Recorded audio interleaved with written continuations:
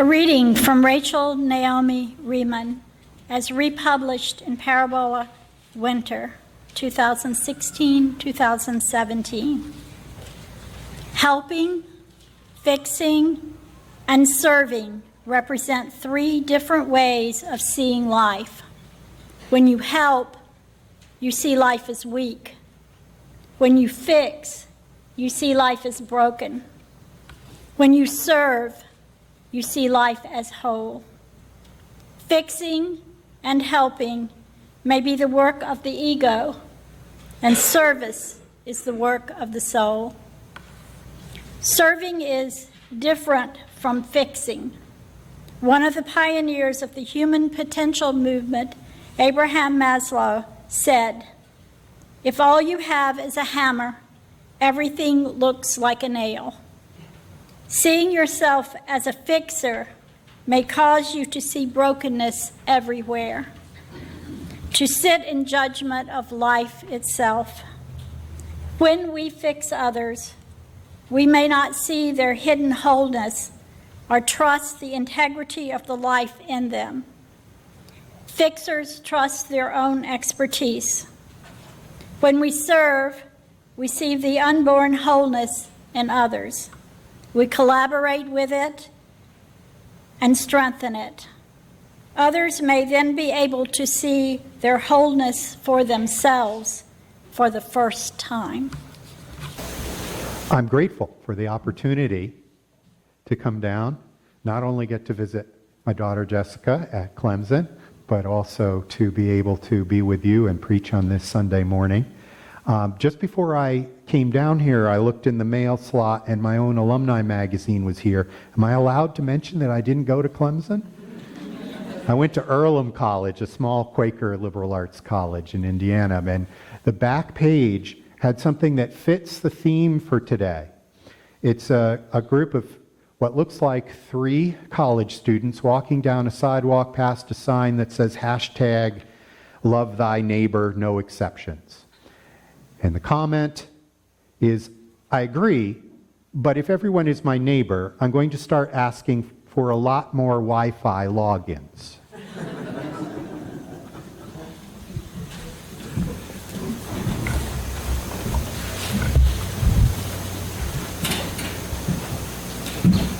I enjoy being part of Unitarian Universalist communities. I enjoy being part of the chance to, get to know people. A piece of what I wanted to say about connection and community today is about, the pastoral piece. As I am currently part of my role at the big First Unitarian Church of Rochester, 750 members, not including kids, is helping each other remember how we care for one another through our joys, through our concerns. And part of what I'm speaking about is the religious grounding of what makes us a community. What is community? What is it that brings us together in these days when we could so easily, individually, go off and do whatever we need or connect with our devices to find whatever we need? What is it about community that helps us? And as well, something of the idea that community is more than just what we have of the people we know, the name tags we have memorized, the faces that are familiar. Our community is something of our broader selection of our neighbors, our world community, the folks who may need us and we may need them, and we don't know them yet, but we know that there's something about this world that needs our joint participation to help us all reveal who we are and what strengths we have. So thank you, Ginny, for reading this morning the reading that was from Parabola magazine. I love that magazine. If those of you haven't subscribed to something like that, it has poetry, Eastern religious wisdom, and reflections such as the one that she read about the idea from Rachel Naomi Reman, who said, about helping, fixing, and serving as three different ways of seeing life. And I'm hoping that in a religious sense, we are looking at serving one another rather than fixing one another, rather than, seeing things as life as broken. So, let's start out with a pastoral piece here. I think in one of the instances of being in a congregation is that you begin to understand as you hear what's said, and if people have checked the box or not checked the box about it getting published, you learn of what things are going on in people's lives. And there's some way in which you can do a kindness to one another to recommend a way of reaching out.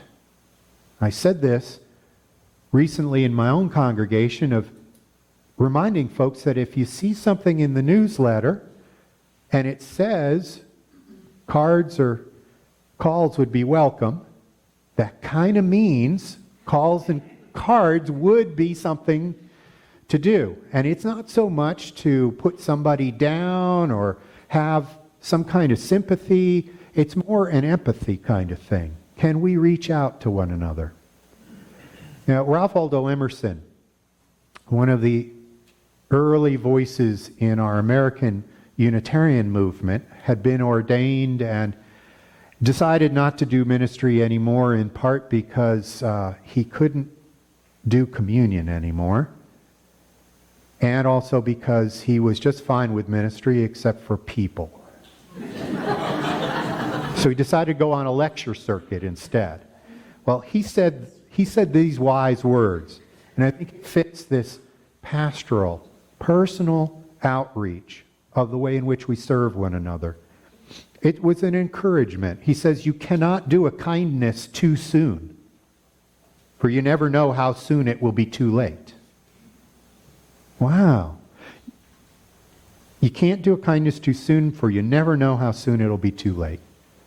I know I've run into that myself.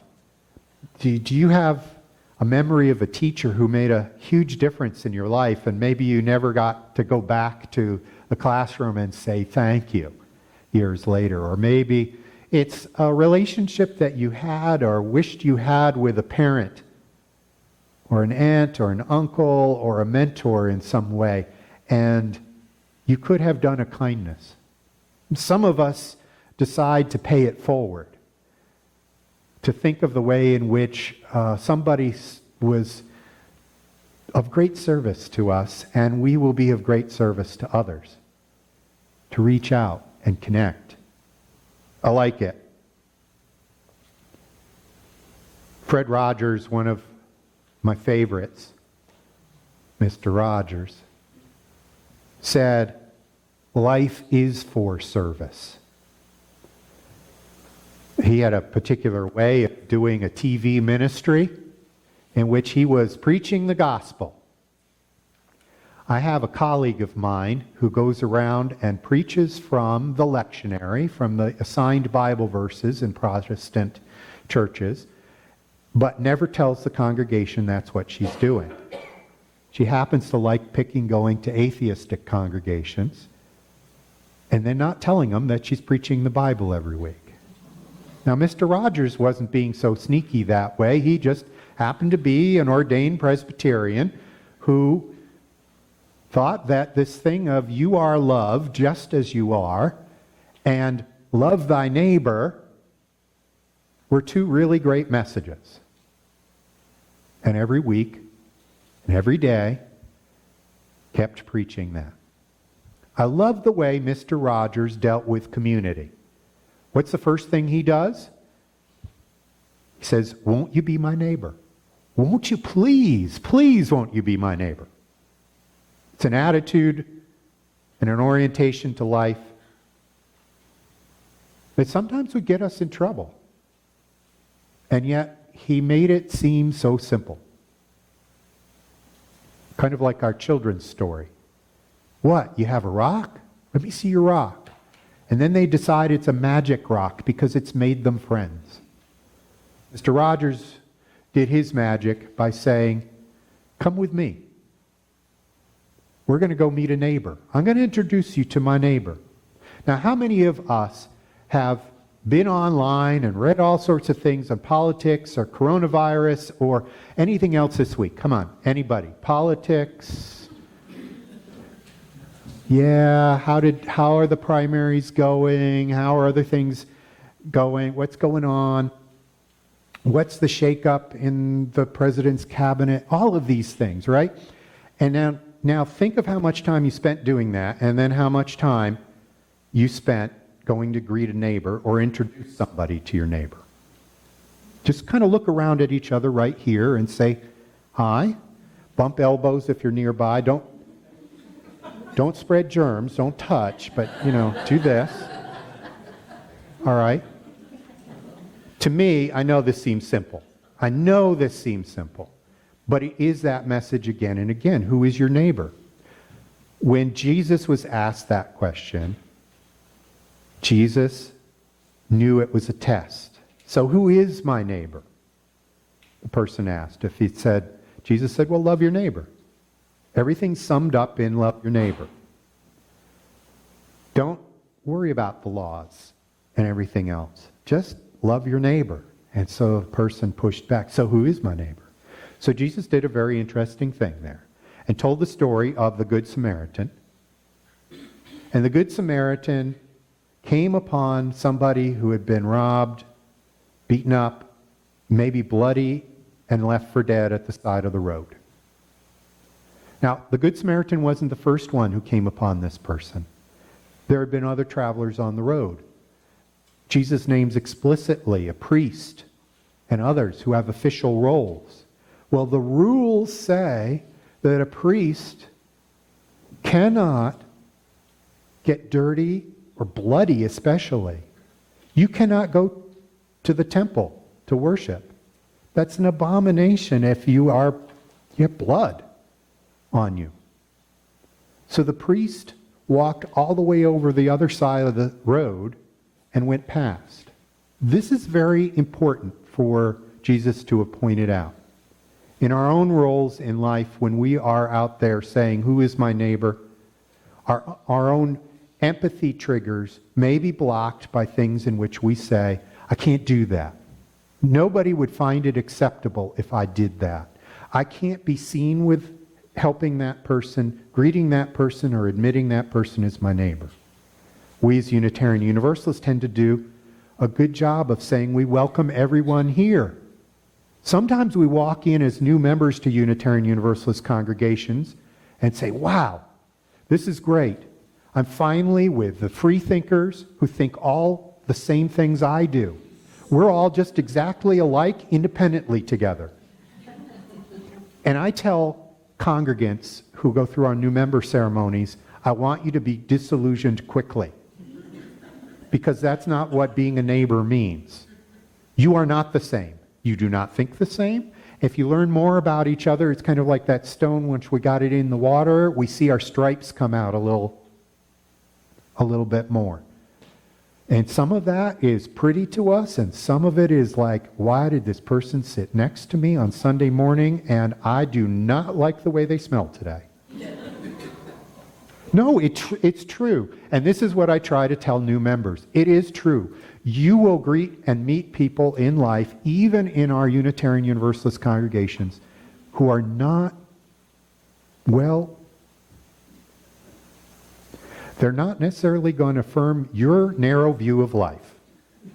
And maybe that's a good thing because it's going to make you stretch. It's like the idea of Mr. Rogers going out and saying, this woman makes pottery. Let's see how she does it. Here's another neighbor. Let's learn about this neighbor. All right. The personal of needing to reach out and do a kindness to one another before it's too late to do a kindness. The neighborly, close-up neighbors who you can walk to out your door and say hello to. Maybe introduce each other. The folks in our community who aren't all alike, and the more we learn about each other, the more we stretch and expand and grow. The Good Samaritan, who, as I said, came over the hill and down the road and found the person laying there and said, empathy-wise, how can I serve? I recognize a situation here. How can I serve? I imagine myself in the same state. How can I serve? How can I do something? Help that person to a safe place to recuperate. This isn't fixing that person. In fact, Jesus picked the Samaritan because the Samaritans weren't well liked. This is why this is a good Samaritan.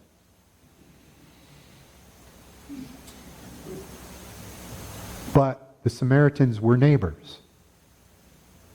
Not right next door, but over there. And the empathy and the connection could still be there. Community. Connection and community comes from those moments in which we recognize we need help. We need to serve one another. Now, the reading this morning said, well, but if you need help, then that shows a weakness. Well, no, actually not. In the moments in which we will reach out to one another, we are showing our strength as community. We're showing our connection and the connection of our hearts and empathy. It's kind of hard, I think, to be assertive in reaching out to one another, to serve one another. I don't think our society is built quite the way it used to be of what does community mean. I read in the Atlantic, 2017 edition, Megan Garber wrote, for much of the 20th century, if you ask somebody to define community, they'd very likely give you an answer that involved a physical location. One's community derived from one's place, one's literal place in the world, one's school, one's neighborhood, one's town. In the 21st century, though, that primary notion of community has changed. The word as used today tends to involve something at once further from and more intimate than one's home, one's identity. A body of people or things viewed collectively, says the Oxford English Dictionary. Community in this sense is not merely something that one fits into, it's also something one chooses for oneself through a process of self-discovery, but offers a transcendent kind of togetherness. It's active rather than passive. Megan Garber goes on to say, the LGBTQ community, the Latino community, the intelligence community, the journalism community. Bill Bishop, author of The Big Sort, Why the Clustering of Like-Minded America is Tearing Us Apart, said, it used to be that people were born as part of a community and had to find themselves as an individual. And now people are born as individuals and have to find their community. 21st century, a little bit different. Some of us with graying hair remember what the 20th century was and may have been born into a community in which we both had to leave but also wanted to carry something with us. Maybe there was something in which our new identity of self, our exploration, going off to college for us maybe, and finding ourselves and reinventing ourselves and determining who our new family was, our new community. I know that in my congregation people have moved all over the place. They're distant from their parents and their aunts and uncles. Whereas my grandmother's community was such that it was expected that you lived and died in the same town. The old mill town where she had grown up. She was the odd one where she had moved and followed her husband.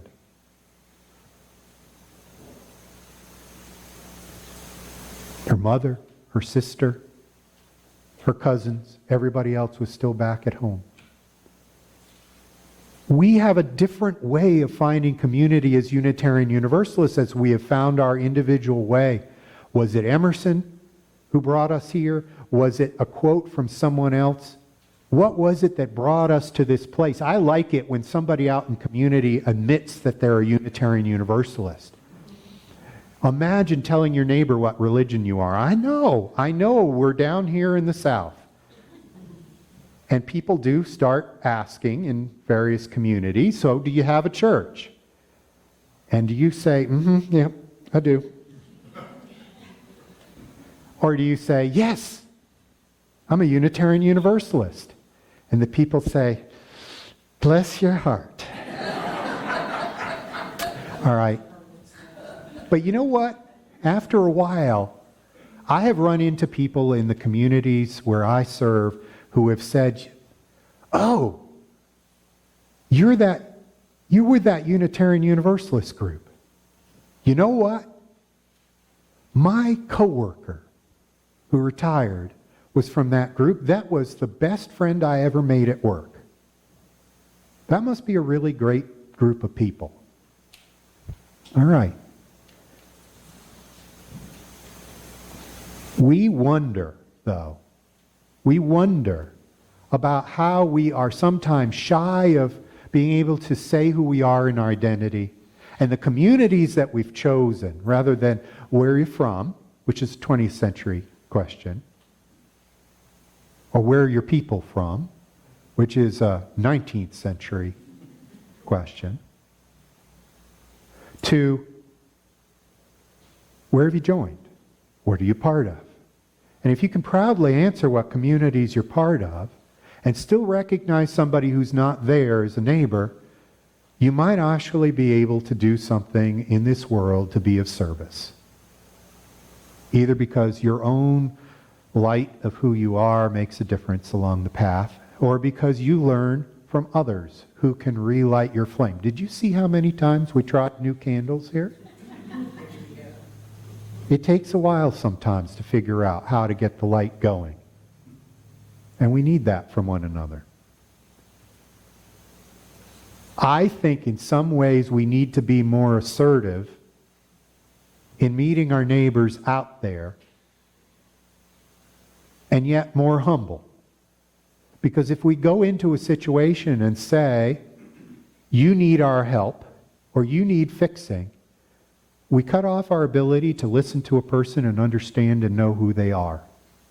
I don't know what happened after the traveler who was beaten and then recovered because of the Good Samaritan's assistance ever had a conversation with that Good Samaritan and said, who are you? But I read a really great story in Parabola magazine. Again, I'll mention that.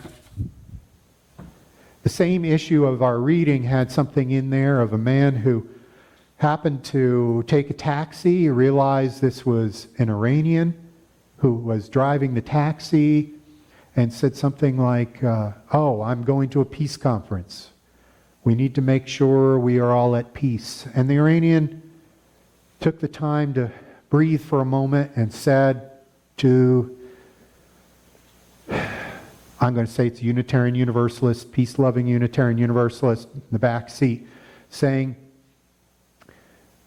you know, your country is going to go to war with mine.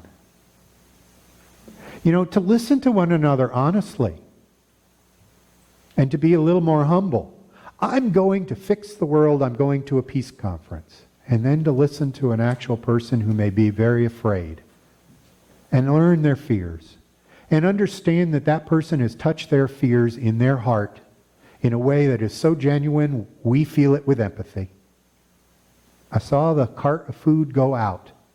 When I was, say, 14 years old, my Unitarian Universalist congregation every month had a rotation at the soup kitchen. And I took my turn to be on the crew. And what I learned was some of the stories of the folks who were there. My teenage view of the world was, well, we were just there to help people who couldn't help themselves. And in reality, these were all people trying to help themselves. These are all people who had something of their short story to share that was something of wisdom in the world to a teen boy trying to figure out a world. And yeah, kind of sometimes scary too. Who is my neighbor And I don't know if their meds are balanced. And I recognize that. But you know what? We're neighbors, and we connect human to human in that moment. There's something about bravery in all of this that we need when we're greeting one another. And I want to read from Brené Brown. Do you guys know Brené Brown? YouTube, videos, books. She also sends out CourageWorks email. B-R-E-N-E with a little accent over it. Brown like the color. She wrote in one of her CourageWorks emails, for the times when we have to face our own mistakes and shortcomings, and I put it in the context of loving your neighbor and building community, self-compassion is key, because when we're able to be gentle with ourselves in the midst of shame, we're more likely to reach out, connect, and experience empathy.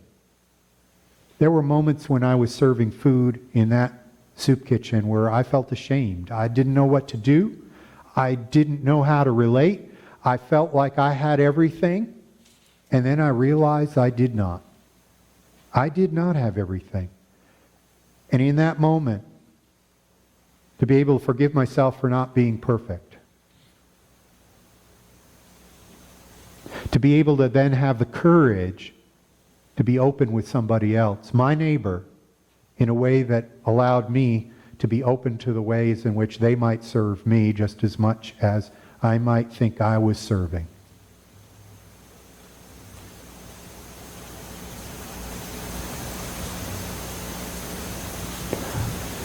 I hope that you go out into society with a bit of humility. I hope that you go out into society knowing that you are part of a community, one that you have chosen in the 21st century way.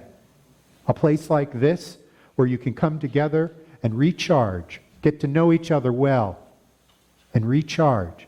Get to know that you're not perfect, and recharge, and serve one another and learn to serve.